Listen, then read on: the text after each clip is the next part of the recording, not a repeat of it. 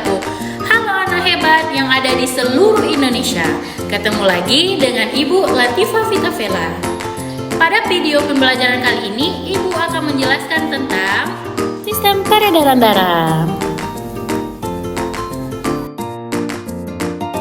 Coba kalian perhatikan video yang ada di atas.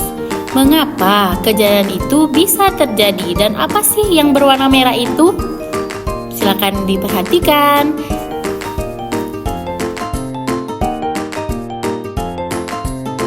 Sebelum kita membahas lebih lanjut, kita harus mengetahui sasaran dari video pembelajaran kali ini, yaitu peserta didik kelas 8 semester ganjil.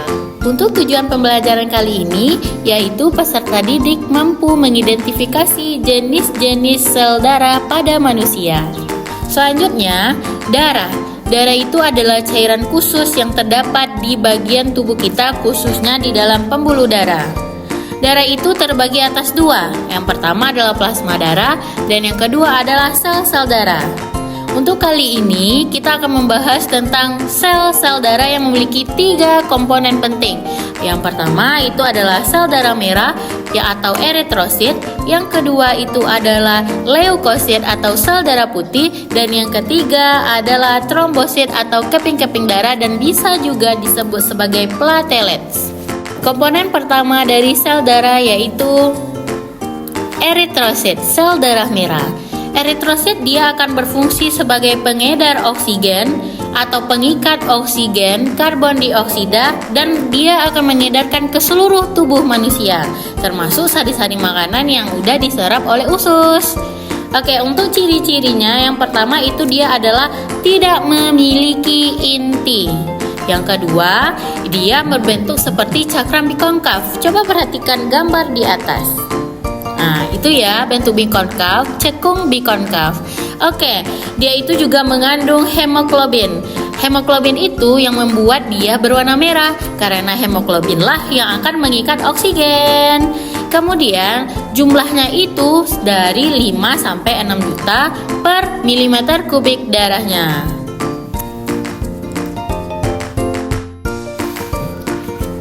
Yang kedua yaitu leukosit atau sel darah putih.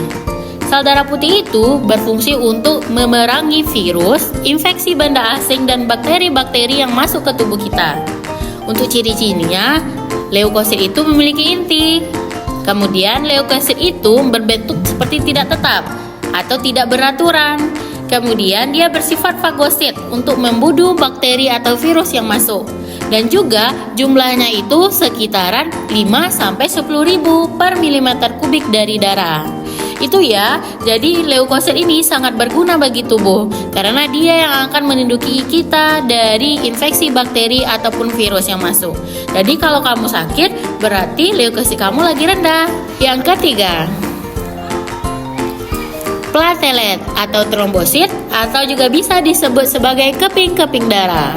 Keping-keping darah atau trombosit ini akan berfungsi sebagai pembekuan darah jika kita terluka. Kemudian dia memiliki beberapa ciri. Yang pertama, dia tidak memiliki inti. Kemudian yang kedua, dia tidak berbentuk atau bentuknya bisa berubah-ubah.